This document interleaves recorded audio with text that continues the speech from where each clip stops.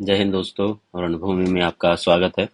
हम लोग Lucent book पढ़ रहे थे और इस Lucent book line by line में साइंस पढ़ रहे थे और साइंस में फिजिक्स चल रहा था हम लोग का। तो आज फिजिक्स पढ़ने वाले हैं।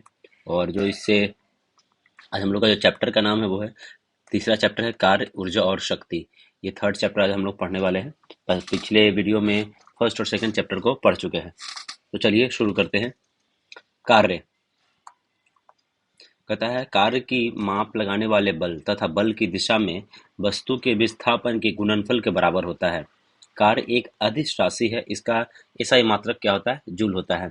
तो कार्य इक्वल टू बल और इनटू विस्थापन। यदि बल तथा विस्थापन एस के माध्यम थीटा कोण बनता है तो W equal to F into S cos theta हो जाएगा। मतलब ये बताया जा रहा है कि कोई एक बल हम ऐसे लगा रहे हैं किसी कार्य को मापने वाली इकाई बल की दिशा में, और जो वस्तु का जो विस्थापन हो रहा है, ये दोनों को अगर हम मल्टीप्लाई कर देते हैं तो हमारा क्या मिल जाता है? कार्य मिल जाता है। और अगर कोई थीटा कोण लग रहा है, मतलब कि हम ये एक फोर लगा, इधर से हम बल लगा रहे हैं और विस्थापन ऐसा हो रहा है, तो ये जो थीटा कोण लग रहा है तो इसको मैं कहता है W F into S cos theta. तो कहता है W equal to F S cos theta. इस तरीके से भी इसको लिखा जाता है। कह रहा है बल एवं विस्थापन के बीच थीटा 90 होने पर किया गया कार्य शून्य होगा। तो हो रहा है कि जो बल और विस्थापन है उस पे अगर कोण का जो एंगल है अगर 90 डिग्री हो जाता है तो क्या हो जाएगा? कार्य शून्य हो जाएगा। अगर कोई कुली x kg का भार लेकर मील दूर तक चलता है तो किए गए कार्य का मान शून्य होगा, क्योंकि बल और विस्थापन के बीच 90 डिग्री का कोण है। कह रहा है क्योंकि माथा पे ऐसे कोई व्यक्ति है, ये माथा पे एक बैग लिए हुए और वो चल रहा है, लेकिन तो ये माथा पे जो है ये क्या है? दोनों के बीच में क्या 90 डिग्री का है। तो बोला कि अगर दोनों के बीच में बल और विस्थापन के बीच का कोण 90 डिग्री है तो क्या हो जाएगा? 0 डिग्री। वो अगर हो जाता है क्या होता है? कार्य का मान क्या हो जाएगा? शून्य हो जाएगा। बल और विस्थापन के बीच थीटा डिग्री होने पर कार्य अधिकतम होता है। अब बल और विस्थापन पे का इसमें एक डब्बा ये है और आप इधर से फोर्स लगा रहे हैं और इधर की ओर भाग रहा है, तो क्या हो रहा है कि दोनों के बीच में एंगल क्या है? एंगल क्या है? 0 डिग्री है। दोनों एक दूसरे को ओवरलैप कर रहा है तो एंगल क्या हो जाएगा? 0 डिग्री हो जाएगा। तो अगर 0 डिग्री होता है तो कार्य क्या हो जाएगा? अधिकतम होगा। किया गया कार्य धनात्मक, ऋणात्मक और शून्य हो सकता है। तो कार्य के बारे में क्या बोला कि अगर थीटा, पहले तो ये समझिए कि 90 डिग्री है तो क्या हो जाएगा? कार्य का मान शून्य हो जाएगा। थीटा डिग्री है तो कार्य अधिकतम होगा। फिर कहता है कार्य धनात्मक, ऋणात्मक और शून्य हो सकता है। ठीक है। ऊर्जा के बारे में पढ़ते हैं। ऊर्जा किसी वस्तु के कार्य करने की क्षमता को, उस वस्तु को ऊर्जा कहते हैं, वस्तु की ऊर्जा कहते हैं। कार्य करने की क्षमता को एनर्जी कहा जाता है। ये भी क्या है? एक अदिश राशि है और इसका ऐसा ही मात्रा क्या होता है? जूल होता है। कार्य द्वारा प्राप्त ऊर्जा यांत्रिक ऊर्जा कहलाती है। कार्य द्वारा प्राप्त यांत्रिक ऊर्जा कहलाती है, जो दो प्रकार की होती है, गतिज ऊर्जा और स्थितिज ऊर्जा। इसमें एक होता है कि अगर कहे ना कि मैकेनिकल एनर्जी इक्वल टू कहता है potential energy into plus kinetic energy. ये हमेशा एक सवाल में आते रहता है, तो इसको याद रखिएगा।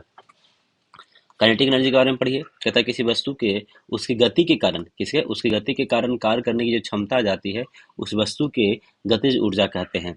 एम द्रव्यमान वस्तु भी वेग से चल रही हो तो गतिज ऊर्जा हो जाएगी। और फॉर्मूला क्या है? Half M V square. क्या होता है? Half M V square. तो हो रहा है कि जिसमें मूवमेंट है और मूवमेंट के कारण ही उसमें क्या हो रहा है? मूवमेंट के कारण जो कार्य करने की क्षमता आ जा रही है उसी को हम लोग क्या कहते हैं? गतिज ऊर्जा कहते हैं। जिसका द्रव्यमान m है, अगर वस्तु v के वेग से चल रहा है तो फॉर्मूला हो जाएगा हाफ एम बी स्क्वायर। यदि दो पिंडों की गतिज ऊर्जा एक समान है, दो पिंडों की काइनेटिक एनर्जी एक समान है, तो अधिक द्रव्यमान वाले कम द्रव वेग वाले पिंड का संवेग अधिक होगा। कहता है कि जिसका द्रव्यमान, अगर देखिए इसमें क्या बोल रहा है कि अधिक द्रव्यमान वाले एवं कम वेग वाले पिंड का संवेग अधिक होता है। कहता है कि अगर दोनों का कहता है गतिज ऊर्जा काइनेटिक एनर्जी बराबर है तो जिसका मास ज्यादा होगा या तो जिसका वेग कम होगा, कहता है कि या कम वेग वाले पिंड का संवेग अधिक होगा। समझ गए? स्थिर ऊर्जा पोटेंशियल एनर्जी। जब वस्तु में विशेष अवस्था, स्टेट या स्थिति के कारण कार्य करने की क्षमता आ जाती है उसे स्थितिज ऊर्जा कहते हैं। जैसे बांध बनाकर इकट्ठा किए गए पानी की ऊर्जा, घड़े की चाबी देकर संचित ऊर्जा, तनी हुई स्प्रिंग या कमानी की ऊर्जा, गुरुत्व के बल विरुद्ध संचित ऊर्जा। संचित स्थितिज ऊर्जा का व्यंजक है P equal to M G H. Potential energy क्या होता है? एम जी एच होता है। इसका क्या होता है? एम जी एच होता है। एम द्रव्यमान है, जी गुरुत्व है और एच क्या है? ऊंचाई है। स्प्रिंग की स्थितिज ऊर्जा क्या होता है? स्प्रिंग की स्थितिज ऊर्जा होती है अगर किसी स्प्रिंग की लंबाई में परिवर्तन x हो और स्प्रिंग नियतांक का मान k हो, तो स्प्रिंग की स्थितिज ऊर्जा होता है हाफ के एक्स स्क्वायर। इसका क्या होता है? हाफ के एक्स स्क्वायर हो जाता है। एक मिनट।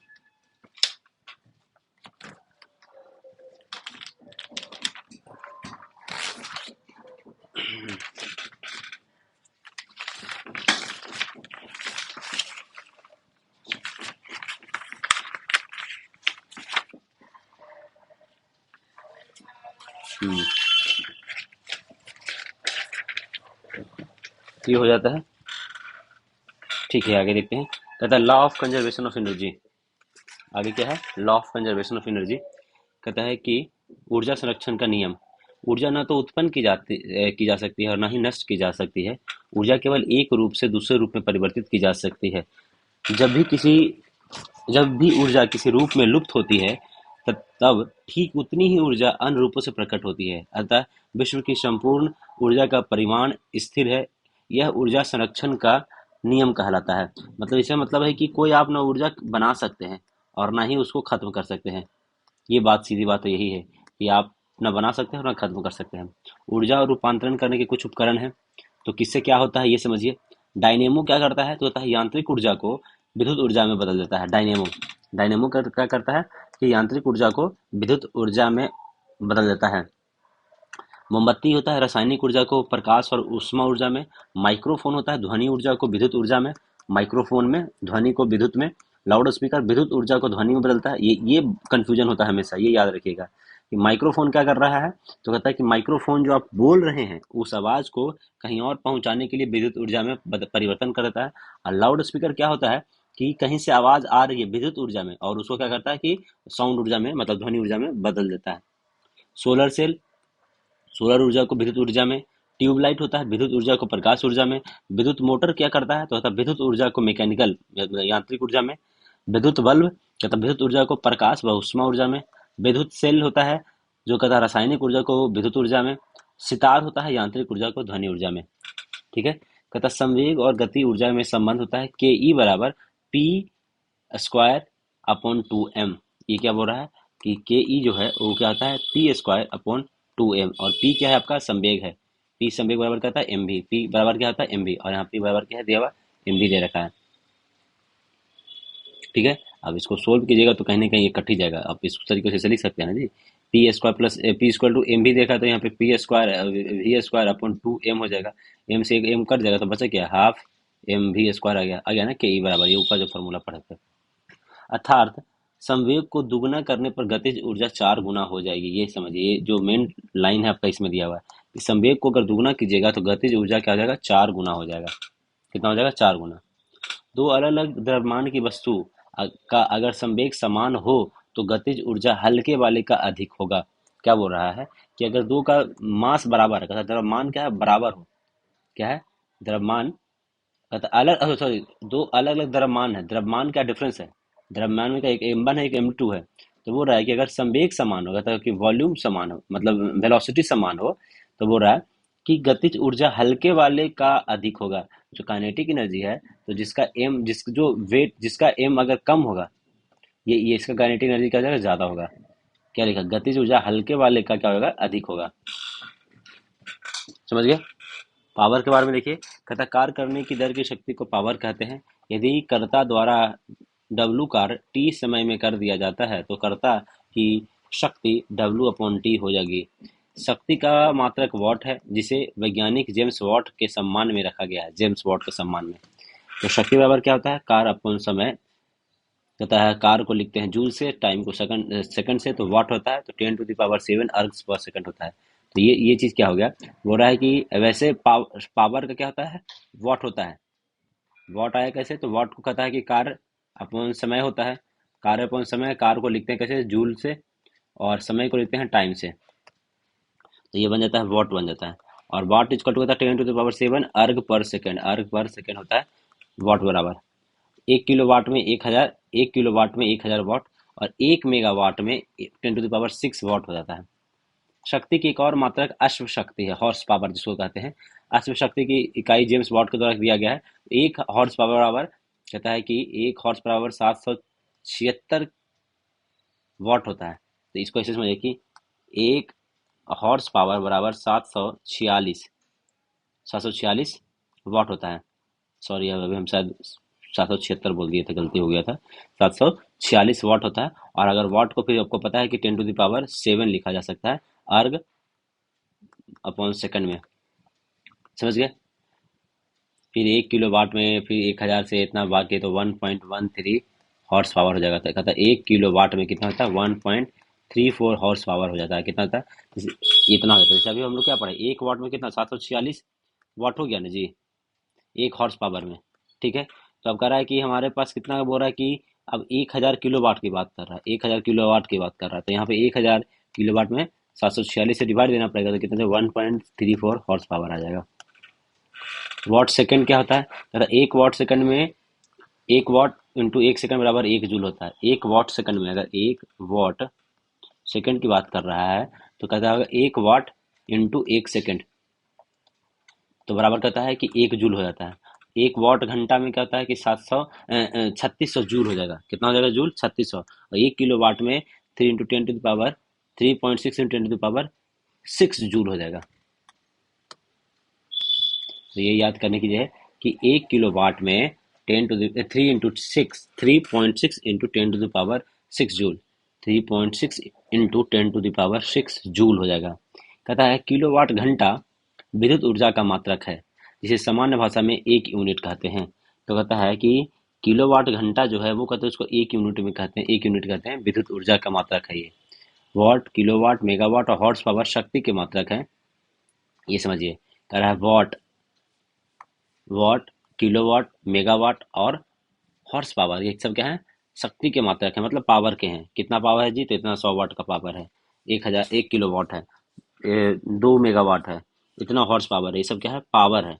लेकिन वहीं पे बात कर रहा है कि WS मतलब कि वॉट पर second, what per hour, kilo watt per hour, ये सब क्या है? ऊर्जा, कार्य अथवा ऊर्जा का मात्रक है। ये सब क्या है? कार्य अथवा ऊर्जा का मात्रक है। तो अब एक चीज आपको क्या बताएं, देखिए ऊर्जा बराबर क्या बताए थे, पावर बराबर क्या होता है कि वर्क अपॉन टाइम, यही ना अभी लिखे थे। देखिए पावर बराबर वर्क अपॉन टाइम, पावर बराबर क्या था? Work upon time. तो उसी का यहाँ से फॉर्मूला डिवाइड कर दिया और क्या टाइम यहाँ पे डाला, तो यहाँ पे आपका पावर आ रहा था। चलिए चौथा चैप्टर पे आते हैं। फोर्थ चैप्टर क्या है? कहता है न्यूटन्स का गुरुत्व नियम, न्यूटन्स लॉ ऑफ ग्रेविटेशन। कहता है कि दो पिंडों के बीच कार्य करने वाली आकर्षक बल पिंडों के द्रव्यमान के गुणनफल अनुमान अनुमान अनुक्रम अनुक्रमानुपाती है तथा उसके बीच की दूरी के वर्ग को व्युत्क्रमानुपाती होता है। कहता है कि इसका इतना फार्मूला है G=m1m2/r²। ये फार्मूला आपको याद रखना है। कहता है कि मान लीजिए किसी द्रव्यमान m1 और m2 है और बीच की दूरी अगर r है, तो न्यूटन के नियम के अनुसार लगने वाला आकर्षक बल, उनके बीच लगने वाला आकर्षक बल F=G m1m2/r² हो जाएगा। क्या हो जाएगा? F=G m1m2/r² हो जाएगा, जहाँ G एक कांस्टेंट है और सप्तांतिक गुरुत्वाकर्षण नियतांक कहते हैं, जिसका वैल्यू होता है 6.67 × 10⁻11 newton metre square upon kg square. तो ये ग्रेविटेशन का फॉर्मूला क्या आता है कि force equal to G m1m2/r², ये होता है फॉर्मूला। कहता है सार्वत्रिक गुरुत्वाकर्षण नियतांक का प्रायोगिक मान सबसे पहले हेनरी कैडेविस ने 1788 में दिया था। तो जो ये कांस्टेंट जो जी ले रहे हैं, ये जो कांस्टेंट जी है, ये जो मान है वो सबसे पहले देने वाला किसने थे? तो हेनरी कैवेंडिश ने दिया था। किसने दिया था? जी का मान किसने दिया था? जी का मान जो है हेनरी कैवेंडिश ने दिया था। हेनरी कैवेंडिश ने 1788 में दिया था गुरुत्वाकर्षण का इसका मान। ग्रेविटी के बारे में पढ़ते हैं। न्यूटन के गुरुत्वाकर्षण के नियमों गुरुत्वाकर्षण के अनुसार दो पिंडों के बीच एक आकर्षण बल कार्य करता है यदि इनमें से एक पिंड पृथ्वी हो, और इस आकर्षण बल को गुरुत्व कहते हैं। कहता है कि दो क्या कहते हैं कि दो पिंड है जिसमें एक अगर पृथ्वी हो तो उसको क्या कहते हैं? आकर्षण बल कहते हैं। अर्थात गुरुत्व का आकर्षण बल है जिससे पृथ्वी किसी वस्तु को अपने केंद्र की ओर खींचती है। इस बल के कारण जो त्वरण उत्पन्न होता है उसे गुरुत्वीय जनित त्वरण जी कहते हैं, जिसका मान 9.8 मीटर पर सेकंड स्क्वायर होता है। वो रहा है कि अभी तक जो हम लोग पढ़े थे ना कि एक m1 है और एक m2 है, ये अभी पढ़े ऊपर में, दोनों के बीच में डिस्टेंस r है, तो ये फोर्स कितना लग रहा है, तो वो निकाल रहे थे कि F इक्वल टू क्या निकाला था, एक g ले रहे थे, m1 m2 upon r square ले रहे थे, ये समझ में आया था। अब बोल रहा है कि कोई एक को मान लेते हैं पृथ्वी है ये, और दूसरा m2 है, क्या है दूसरा m2 है। अब इसके बीच के जो ये लग रहा है फोर्स, तो इसमें जो g होगा, इस g का वैल्यू रखा गया है 9.8 मीटर पर सेकंड स्क्वायर रखा गया है। ठीक है। कहता है कि गुरुत्व जनित त्वरण जी वस्तु के रूप, आकार और द्रव्यमान आदि पर निर्भर नहीं करता है। तो ये इतना बड़ा है कि इसके सामने इसका मास पे कोई निर्भर ही नहीं करता है, आकार में या द्रव्यमान पे कोई निर्भर नहीं करता है। जी के मान में परिवर्तन कब होगा वो समझिए। कहता है पृथ्वी के सतह से ऊपर या नीचे जाने पर जी का मान घटेगा, ये सवाल याद रखिए। कहता है अगर पृथ्वी के सतह से ऊपर जाइएगा या पृथ्वी के अंदर भी जाइएगा तो जी का मान क्या हो जाएगा, घट जाएगा। पृथ्वी के केंद्र पर गुरुत्वीय त्वरण का मान शून्य होगा। कहता पृथ्वी के अगर केंद्र की बात कर लेते हैं तो हम केंद्र पे, कहता गुरुत्वीय मान क्या होगा, शून्य हो जाएगा। पृथ्वी है, अभी हम लोग माने यहाँ पे है, अगर यहाँ से ऊपर की ओर जाएंगे तो जी की वैल्यू कम हो जाएगा, या इसके अंदर आएंगे तो भी जी की वैल्यू कम हो जाएगा। अगर इस केंद्र पे आ जाएंगे तो जी का वैल्यू क्या हो जाएगा, शून्य हो जाएगा। पृथ्वी के पोल ध्रुव पर जी का मान महत्तम होता है। तो जो ऊपर पोल है यहाँ पे ज्यादा होगा, क्योंकि पृथ्वी का चक्र आपको पता है ना थोड़ा ऐसा है, मतलब कि ये डिस्टेंस कम है, ये डिस्टेंस थोड़ा ज्यादा है, तो ताकि ये जो पोल है यहाँ पे क्या मान होगा, कम होगा। तो पृथ्वी के घूर्णन गति बढ़ा देने या घटा देने पर ध्रुव पर गुरुत्वीय त्वरण का मान नहीं बदलता है। बता कि अगर आप इसके स्पीड को बढ़ा दीजिए या घटा दीजिए, लेकिन जो ये पोल की बात कर रहा है यहाँ पे, जी का मान, त्वरण का मान नहीं बदलेगा, गुरुत्वीय त्वरण का। इक्वेटर पर जी का मान न्यूनतम होता है, यहाँ पे दूरी ज्यादा हो गया ना, आर आप देख रहे हैं आर नीचे था, तो दूरी ज्यादा हो जाने पे क्या हो जाएगा कि यहाँ पे मान न्यूनतम होगा। पृथ्वी की घूर्णन गति बढ़ने पर जी का मान विषुवत रेखा पर कम हो जाता है।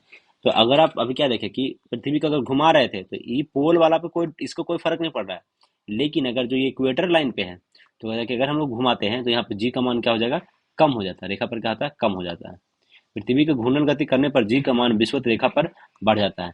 अगर हम लोग स्पीड को कम करते हैं, या फिर क्या गति को बढ़ा रहे थे तो मान कम हो जा रहा था, लेकिन अगर स्पीड को क्या कहते हैं कम करेंगे तो जी का मान क्या हो जाएगा, बढ़ जाएगा, जी का मान क्या हो जाएगा, बढ़ जाएगा। पृथ्वी की घूर्णन गति रोक देने पर ध्रुव और विषुवत रेखा पर गुरुत्वीय त्वरण समान हो जाएगा। अगर कहता है कि अगर स्पीड को रोक देते हैं, एकदम स्टॉप कर देते हैं, तो जो जी का मान यहाँ पे होगा वही जी का मान यहाँ पे भी होगा, तो उनके जगह पे क्या होगा, जी का मान बराबर होगा। हम्म, समझ गए। यदि पृथ्वी अपनी वर्तमान कोणीय चाल से 17 गुना अधिक हो जाती है, चाल से अधिक घूमने लगे, तो भूमध्य रेखा पर रखी वस्तु का भार क्या हो जाएगा, भूमध्य रेखा पर वस्तु का भार शून्य हो जाएगा, यानी भारहीनता की स्थिति हो जाएगी। लेकिन ध्रुव पर जी का मान में कोई परिवर्तन नहीं होगा। ऐसी स्थिति में दिन की अवधि 24 घंटा से घटकर 1.4 या 84 मिनट हो जाएगी। यदि पृथ्वी अपने अक्ष के पारित घूमना बंद कर दे तो जी का मान ध्रुवों को छोड़कर शेष सभी स्थानों पर वृद्धि हो जाएगी।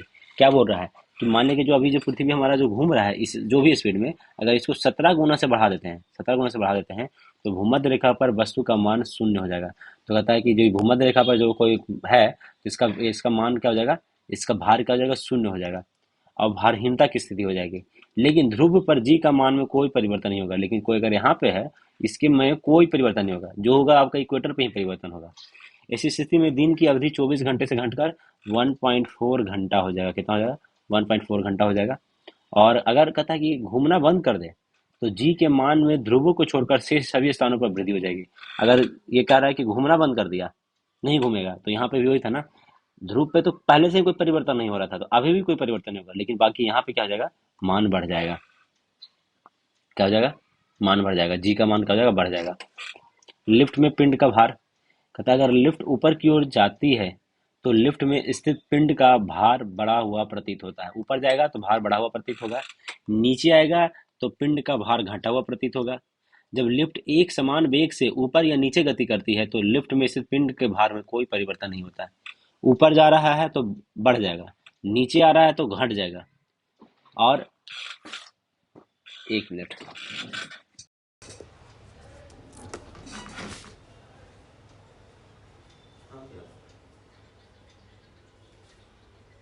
हाँ हाँ ठीक है,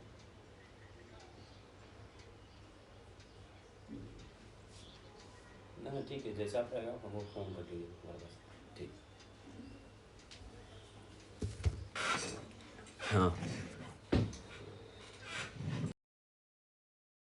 लिफ्ट की डोरी टूट जाए तो वह मुक्त पिंड की भांति नीचे गिरती है।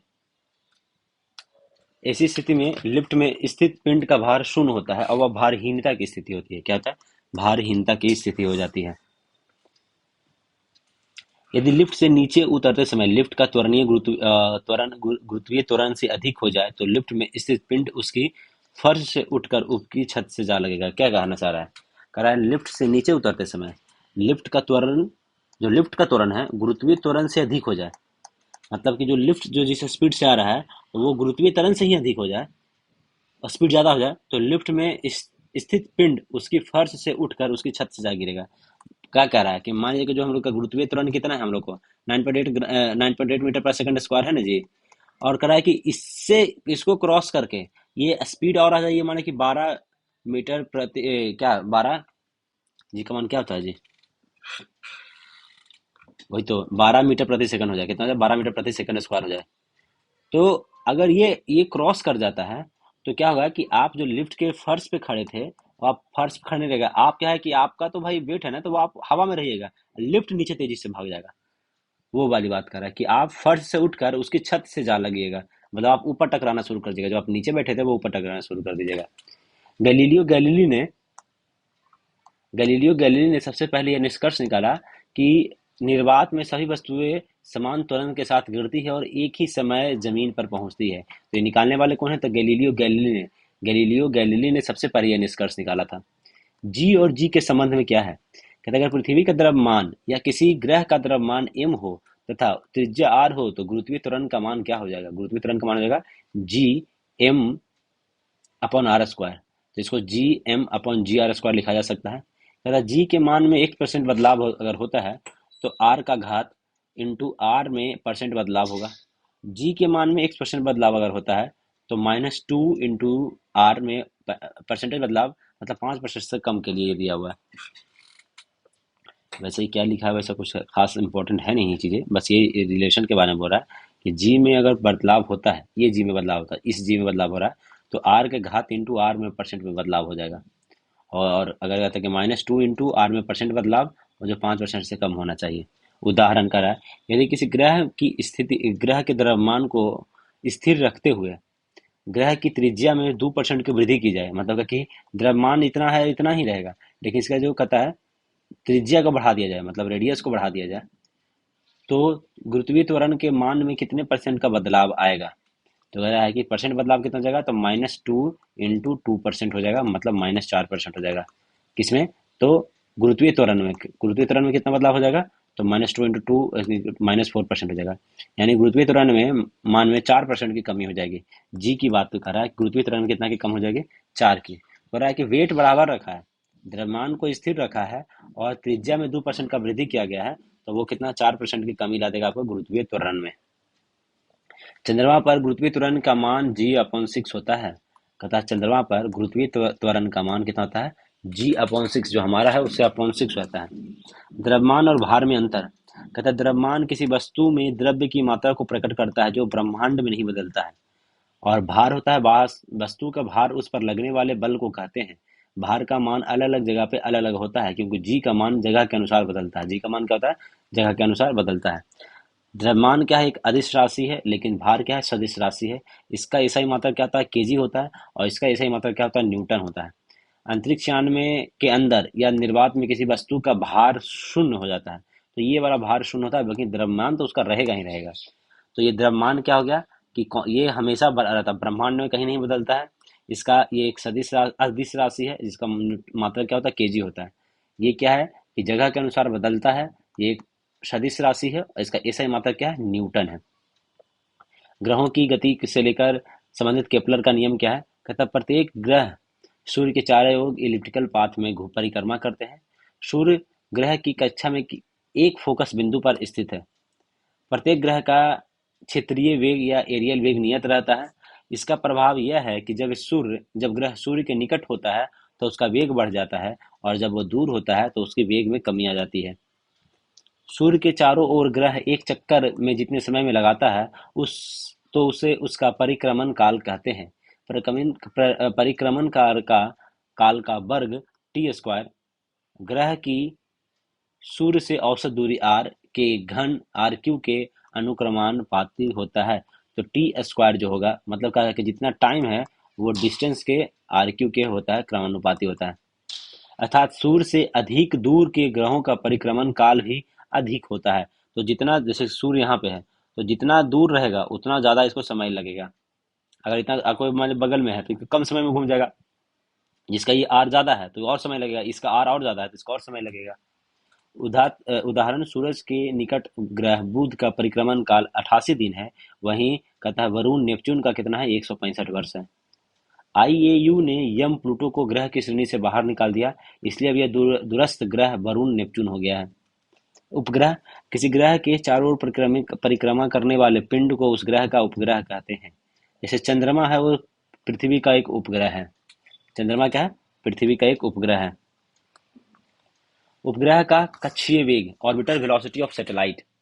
तथा मान लिया गया कि पृथ्वी एम द्रव्यमान तथा आर त्रिज्या का एक समांगी गोला है, जिसके चारों ओर आर त्रिज्या की वृत्तीय कक्षा में एम द्रव्यमान का एक उपग्रह कक्षीय वेग v से घूम रहा है। तो v नॉट इजकल टू कहता है √gm/r+h हो जाएगा। क्या दिया हुआ, फिर से पढ़िए, इसको कह रहा है कि एक पृथ्वी का मान m तथा r त्रिज्या का एक सममार्गी गोला है, पृथ्वी का बारे बोला, जिसके चारों ओर r त्रिज्या में वृत्तीय कक्षा में m द्रव्यमान वाले एक उपग्रह कक्षीय वेग से v वेलोसिटी से घूम रहा है। तो इसका वेलोसिटी इक्वल टू क्या होगा, √g/m।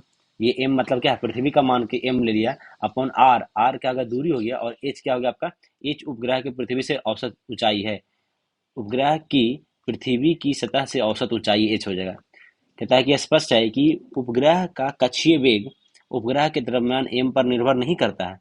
कहता है कि जो जो मैंने कह रहा है कि पृथ्वी है, एक चंद्रमा है, चंद्रमा का m वैल्यू है, तो कहता है कि चंद्रमा के m पर निर्भर नहीं करता है, बल्कि कक्षा की त्रिज्या पर निर्भर करता है। क्या करता है, कक्षा की त्रिज्या, ये r अगर डिस्टेंस पे है, पृथ्वी से कितने डिस्टेंस पे, r डिस्टेंस पे है, उस पर निर्भर करता है।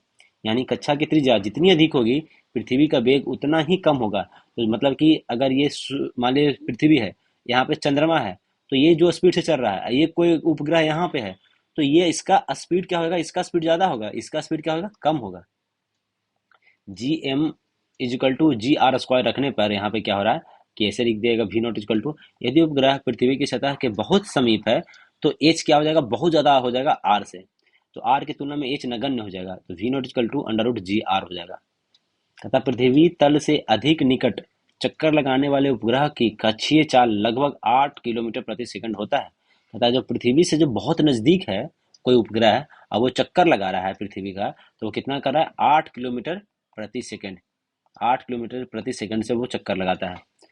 उपग्रह का परिक्रमण काल, period of revolution of A satellite, revolution, उपग्रह अपनी कक्षा में पृथ्वी का एक चक्कर जितने समय में लगाता है उसे उसका परिक्रमण काल कहते हैं। तो परिक्रमण का बराबर कक्षा की परिधि और कक्षीय वेग हो जाएगा। परिधि 2πr, यहाँ पे v0 हो जाएगा, तो 2πr/√gr, तो 2π=r/g हो जाएगा। ठीक है, आगे क्या है, तथा उपग्रह का परिक्रमण काल भी केवल उस पृथ्वी की तल से ऊंचाई पर निर्भर कर रहा है। तो जो उपग्रह जो परिक्रमण काल है, जो घूम रहा है, तो वो उसके मास पे तो वैसे भी नहीं कर रहा था, और कर रहा है कि परिक्रमण उसकी पृथ्वी के तल से ऊंचाई पर निर्भर कर रहा है। उपग्रह जितना अधिक दूर होता है उतना ही अधिक उसका परिक्रमण काल होगा, जितना दूर होगा उतना समय लगेगा। उपग्रह का परिक्रमण काल उसके द्रव्यमान पर निर्भर नहीं करता है। उपग्रह का जो परिक्रमण काल है उसके द्रव्यमान पर निर्भर नहीं करता है। पृथ्वी के अति निकट चक्कर लगाने वाले उपग्रह का परिक्रमण काल 1 घंटा 24 मिनट होता है। कितना होता है, स्पीड अभी हम लोग क्या बताए, 8 किलोमीटर प्रति सेकंड बताए, ये स्पीड बताइए। और अगर कितना देर में घूम जाएगा, ये पृथ्वी है, ये कितना देर में घूम जाएगा, तो 1 घंटा 24 मिनट में क्या होगा, पृथ्वी का वो चक्कर लगा लेगा। ध्रुवीय उपग्रह, वैसे उपग्रह जो पृथ्वी की नजदीक की कक्षा में चक्कर लगाते हैं ध्रुवीय उपग्रह कहलाते हैं। इसका कक्षीय वेग 8 किलोमीटर प्रति सेकंड अथवा आवर्त काल 84 मिनट होता है। इसका उपयोग मौसम संबंधी जानकारी के लिए किया जाता है। तो ये मौसम संबंधी जानकारी के लिए ऐसा उपग्रह भेजा जाता है। भू-स्थायी जियो स्टेशनरी सैटेलाइट, ऐसा उपग्रह जो पृथ्वी के अक्ष के लंबवत तल में पश्चिम से पूरब की ओर पृथ्वी की परिक्रमण करता है, तथा जिसका परिक्रमण काल पृथ्वी के परिक्रमण काल 24 घंटे के बराबर तथा कक्षीय वेग 3.1 किलोमीटर प्रति सेकंड होता है, भू अस्थायी उपग्रह कहलाता है। यह उपग्रह पृथ्वी के तल से लगभग 36,000 किलोमीटर की ऊंचाई पर रहकर पृथ्वी का परिक्रमण करता है। तो जियोसिंक्रोनस भू तुल्यकालिक जियोसिंक्रोनस कक्षा में संचार उपग्रह स्थापित करने की संभावना सबसे पहले आर सी क्लार्क ने व्यक्त की है। आर सी क्लार्क ने वो रहा है कि अभी तो अब हम लोग देखें ध्रुवीय उपग्रह की जो लगभग 8 किलोमीटर प्रति सेकंड से बढ़ रहा घूमना चाहिए स्पीड, और 1 घंटा 24 मिनट पूरा कर लेता था। लेकिन इसको कहते ध्रुवीय उपग्रह कहते थे। लेकिन जो भू अस्थायी उपग्रह होता है वो कहता है कि पश्चिम से पूर्व की दिशा में घूमता है। कहाँ से घूमता है? पश्चिम से पूर्व की दिशा में। पश्चिम से पूर्व की दिशा में ऐसे घूम रहा है इस तरीके से, और उसका जो वेग है वो कितना 3.1 किलोमीटर प्रति सेकंड है, उससे थोड़ा कम है। ठीक है, और ये लगभग ये भी 24 घंटा में ही पूरा करता है एक चक्कर। देखा ना, 24 घंटे के बराबर उसका कक्षीय होता है, वो होता है परिक्रमण काल होता है। और कितनी ऊंचाई पे होता है? तो 36,000 किलोमीटर की ऊंचाई पर ये प्रक्षेपित किया जाता है। पलायन वेग एस्केप वेलोसिटी। पलायन वेग वह न्यूनतम वेग है जिससे किसी पिंड को पृथ्वी की सतह के ऊपर से ऊपर की ओर फेंके जाने पर वह गुरुत्वीय क्षेत्र को पार कर जाता है, पृथ्वी पर वापस नहीं आता। और तो इसका पलायन वेग का मान कितना है? तो 11.2 किलोमीटर। कितना मान है? 11.2 किलोमीटर पलायन वेग का मान है। ठीक है, अर्थात पृथ्वी तल से किसी वस्तु को 11.2 किलोमीटर प्रति सेकंड से या इससे अधिक से वेग से फेंका जाए तो वस्तु फिर पृथ्वी तल पर वापस नहीं आएगा। चंद्रमा का पलायन वेग कितना है? 2.3 किलोमीटर प्रति सेकंड। तो पृथ्वी का कितना है? 11.2 किलोमीटर प्रति सेकंड, और चंद्रमा का कितना है? तो 2.35 किलोमीटर प्रति सेकंड। चलिए, उपग्रह के लिए कक्षीय वेग v0 equal to under root G R E तथा पृथ्वी तल से पलायन वेग v equal to two under root two G R E अथा v equal to under root two V naught. अर्थात पलायन वेग कक्षीय वेग का अंडर रूट टू हो जाता है। इसलिए अगर किसी उपग्रह का कक्षीय वेग को अंडर रूट टू गुना अर्थात 41% बढ़ा दिया जाए तो वह उपग्रह अपनी कक्षा को छोड़कर पलायन कर जाएगा। तो कितना बढ़ाने की बात कर रहा है? क्या कहता है उसका जो कक्षा का जो कहता कक्षीय वेग है उसको अगर 41% बढ़ा दिया जाए तो पलायन वेग छोड़कर निकल जाएगा। कितना? रूट टू गुना। कितना गुना? तो रूट टू गुना की बात कर रहा है। रूट टू गुना बढ़ा दिया जाए तो पलायन वेग का वस्तु के द्रव्यमान और प्रक्षेपण कोण पर निर्भर नहीं करता है। जो पलायन वेग हो रहा है, भागने की बात कर रहा है, जो भाग रहा है, तो उसका कहता है कि उसका मास कितना है उस पर नहीं, ना ही प्रक्षेपण कोण पर डिपेंड नहीं करता है। तो आज हम लोग 2 चैप्टर पढ़ लिए, अगले दिन 2 चैप्टर और पढ़ के इसको खत्म करेंगे।